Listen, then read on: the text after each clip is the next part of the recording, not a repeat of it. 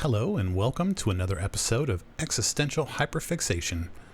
Today we're making a upgraded base for the Angron model that I worked on a few weeks ago, and the general idea is that I just wanted to add some more scale and a little more grandness to that original design. And so I started with the hexagon shaped box that I worked on a couple weeks ago and added some XPS foam on top and cut out kind of a trench around the outside, or kind of outside 5 of 6 faces, to add some rocks to kind of recreate that original look.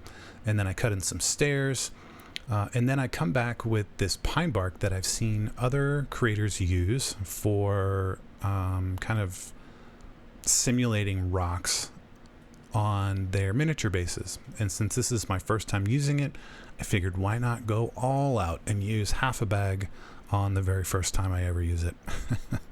So it worked out really great, and the end result is really fantastic. So lots of hot glue, lots of these pine bark chunks, and I'm kind of simulating or recreating the base that originally came with the model, just in a much larger scale. And you can see all of those are kind of pointed out from that central stage area, and then stacked on top of one another. And the combination of all this kind of creates this little rocky area for my little dude to stand on.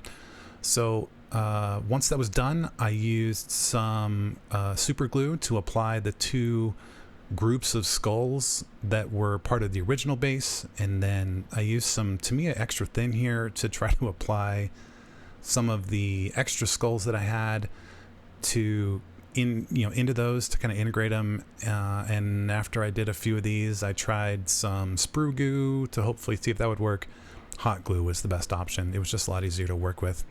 So once that was done, I went through and primed it and realized that I should have added texture paste to cover all this exposed hot glue.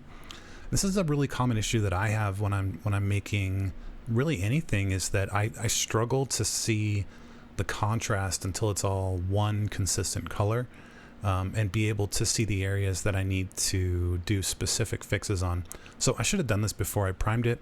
In fact, I should have done this before I applied at least most of the skulls, because again, I had to go back and reprime it, and a lot of those skulls ended up covered up, which adds a certain kind of character and flair to it, which is totally fine. I don't have any significant problem with it. It's just, I probably should have added some of those after the fact, so some of them looked a little bit less covered in the dust and grime and whatever. So here I am using 3 different grays: Pro Acryl Dark Neutral Gray, Pro Acryl Neutral Gray, and then Light Neutral Gray. And I'm using these in successive passes with the dry brush to bring out the variations in texture on all those pine bark chunks, to really show off how rocky they look, even though they're just pieces of wood. And you see that there is the one section there that broke off and is bright brown staring you in the face.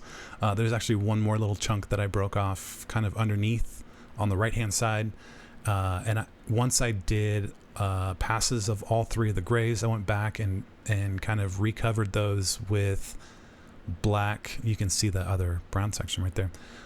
Covered those with my black primer again, and then I actually did a light pass of all 3 of the grays on those 2 sections, and then I did another lighter pass, or another pass of the light gray across the whole model again.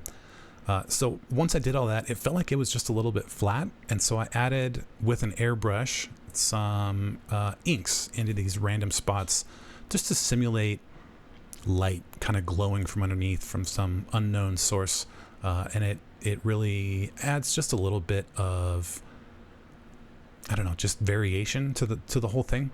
So then I come back and I'm painting all of the skulls with Pro Acryl Bright Ivory, and then once I've got those all painted, I'm going to use Army Painter Speed Paint 2.0 Bony Matter across all those skulls, just to give them a little bit of age and weathering, and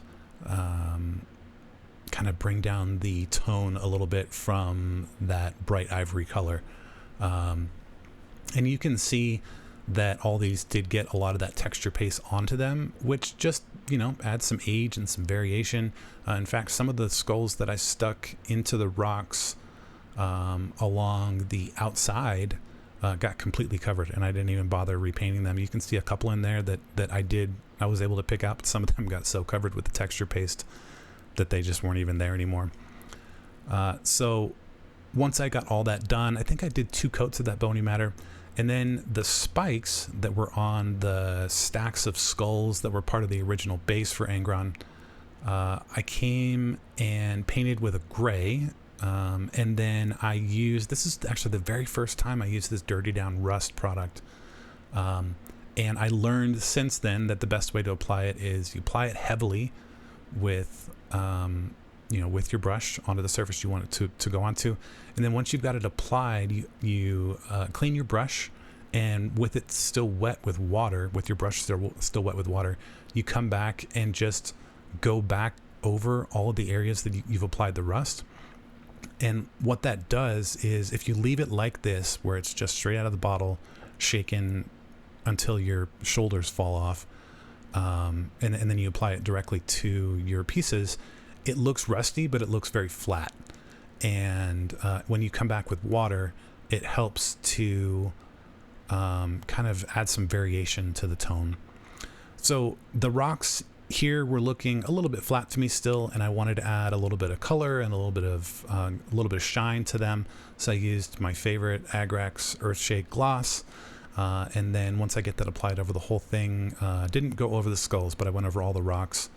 And then I came back with some gold paint on the black sections between the wood. And then that was it. Thank you so much for joining me today. I hope you enjoyed seeing what I made, and have a great week.